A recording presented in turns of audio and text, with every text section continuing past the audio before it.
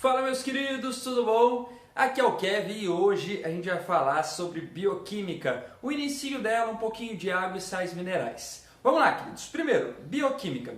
Quando a gente fala de bioquímica, o que a gente vai estudar nela? Basicamente, são todos os compostos que compõem o ser vivo. Então, por exemplo, a gente é composto de carboidrato, proteína, água, sal mineral, vitaminas, ácidos nucleicos, lipídios, que são gorduras, e toda essa composição do nosso corpo a gente estuda dentro da bioquímica, tá? Nela a gente acaba também atrelando um pouquinho da biologia molecular. Então, quando a gente estuda o ácido nucleico, o DNA e RNA, a gente acaba estudando o processamento, a formação de proteínas. Então, tudo isso vai estar incidido ali na bioquímica, tal como os tipos de metabolismo. Então, por exemplo, fotossíntese e respiração, a gente também acaba vendo dentro de bioquímica. Então, é uma matéria bastante grande e é uma matéria bastante interessante. Mas, hoje, só o inicinho dela e só para a gente começar a entender os processos. A primeira coisa que a gente vai falar dentro de bioquímica vai ser água e sais minerais. E aí vem comigo, queridos. Água é um composto extremamente importante, legal para o nosso organismo.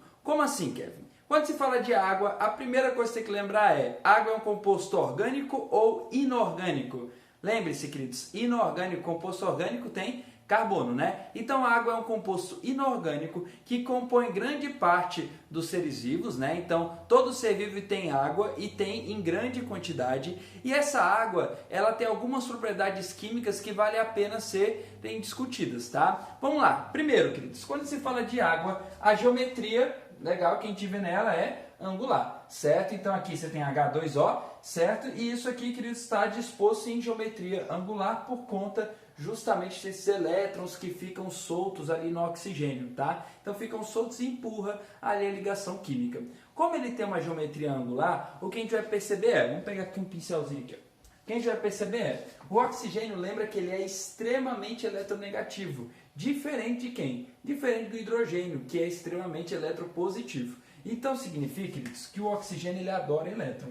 Então aqui fica mais negativo. Concorda comigo? Quando se fala de hidrogênio, o hidrogênio ele não gosta muito do elétron. Então essa parte aqui ela fica mais positiva. Então o que você vê são dois polos muito bem descritos. Um polo negativo e um polo positivo aqui na água. Isso, queridos, faz com que a água ela tenha uma polaridade bastante grande, certo? E por ela ter uma polaridade bastante grande, ela é extremamente boa para conseguir dissolver substâncias que são polares. Então significa, queridos, que como grande parte da nossa composição ela tem esse caráter polar, você tem a água como um solvente quase que universal dentro ali do ser vivo. Então, qual que é a grande importância, Kevin, de ser um solvente universal? Se as coisas são dissolvidas no mesmo espaço, você concorda que elas conseguem interagir de forma muito mais clara e muito mais fácil? Se eu interagir mais fácil, a quantidade de reações químicas ali é aumentada. Então significa que a capacidade de dissolver coisas ela vai ser extremamente importante para as reações químicas da vida conseguirem acontecer. Tá? Então a água é bastante importante nisso ali. Além disso, queridos, pensa, se eu tenho uma polaridade grande e eu coloco uma outra molécula igual eu do meu lado, o que vai acontecer? Se, por exemplo, eu colocar um oxigênio aqui ligado a dois hidrogênios, aqui não é muito negativo, ele vai começar a interagir com essa parte positiva. E ele vai interagir, como é muito polar, ele vai interagir de forma bastante forte. Essa interação aqui ela é muito famosa na química. A gente chama ela de ligação de hidrogênio. É uma interação intermolecular forte, certo? Kevin, é tão forte como uma ligação química? Não, tá? Calma, a ligação química é bem mais forte. Mas dentro das interações intermoleculares, essa de fato é uma das mais fortes que existem, tá? E aí, queridos, o que a gente vai perceber? A gente vai perceber que o fato delas interagirem com uma grande força e o fato delas ficarem uma do ladinho da outra, você tem ali uma superfície extremamente coesa. E pelo fato dessa superfície ser coesa, você acaba tendo uma tensão superficial grande. Então, por exemplo, você já deram aquela barrigada na água? Quando você dá aquela barrigada na água, você percebe o tanto que superficialmente ela é forte, tanto que machuca o seu corpo. Legal? Então lembre-se disso, a água tem uma altíssima tensão superficial, o que é interessante para manter as moléculas ali em locais, né, onde é que elas estão, em contato. Além disso, você tem um calor específico que é muito grande. que vem a ser um calor específico? É o tanto de energia que eu preciso colocar ali numa molécula, numa estrutura, uma substância, para ela aumentar 1 grau. Então essa é a taxa de calor específico. Só que, queridos, quando eu tenho um alto calor específico, significa que ela demora a aquecer e demora a esfriar. Então, significa que se o seu corpo ele consegue aquecer a água dentro dele, ele consegue manter aquela temperatura corpórea bastante interessante. Então, ela é excelente para manter a temperatura dos corpos. Então, por que você acha que quando a gente está com muito calor, o que a gente faz? A gente começa a eliminar água, a gente começa a tirar a água, certo? Então, tirar a água do teu corpo é exatamente para reduzir aquela taxa ali de calor que está ali dentro do seu corpo. E além disso, queridos, a água ela vai participar de reações químicas. Então, você tem 2 reações químicas bastante famosas, hidrólise e desidratação, certo? Hidrólise é quando a água participa nos reagentes, então quebra na presença de água. Então, por exemplo, peguei ali uma proteína.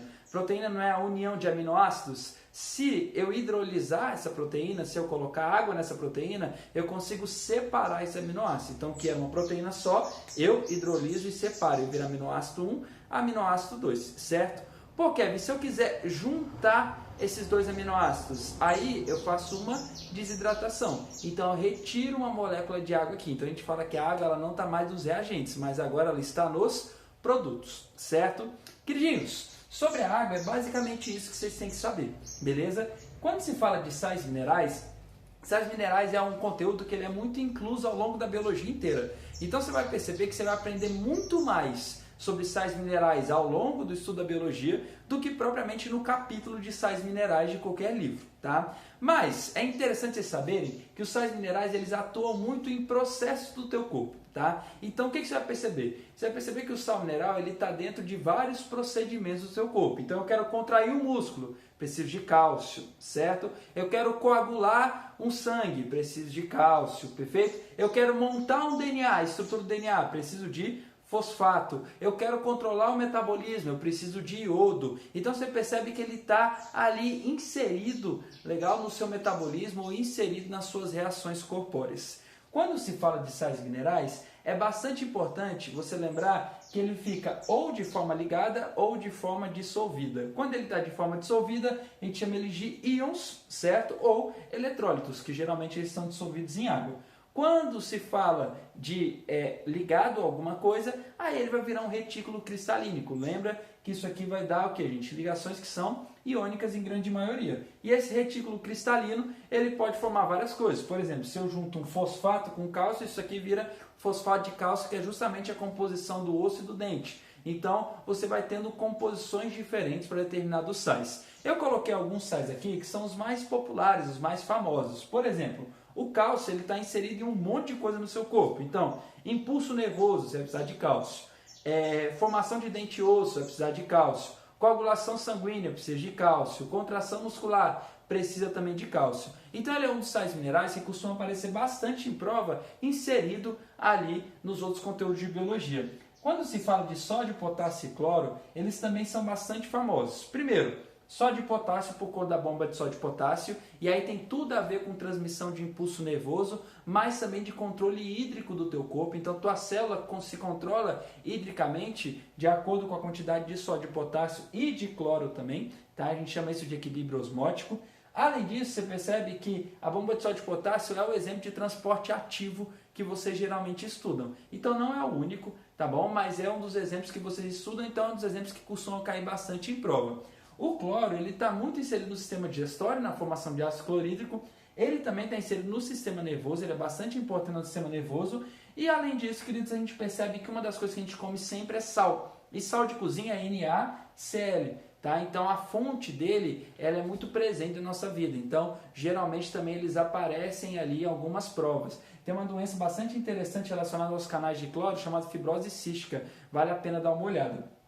E além disso, você tem o fosfato. O fosfato ele é bastante famoso por vários motivos. Primeiro, ele está presente lá no osso junto com cálcio, então fosfato de cálcio. Mas além disso, ele é o cara presente no DNA. Então aquela ligação fosfodiéster tem tudo a ver com a estrutura do fosfato, tem que saber dele. E além disso, queridos, o fosfato ele é o cara presente também no ATP. né? Então o que é o ATP? Aquela adenosina trifosfato, então é o seu pacote de energia corporal. Então como ele é seu pacote de energia corporal, você acaba falando dele direto. Então sinônimo de energia no teu corpo, você vai perceber que é ATP. Então é normal também aparecer o fosfato aí na provinha de vocês, beleza? Queridos, por enquanto é só isso, tá? Introdução bem leve. Fica aí, até mais. Beijo, queijo, se cuidem.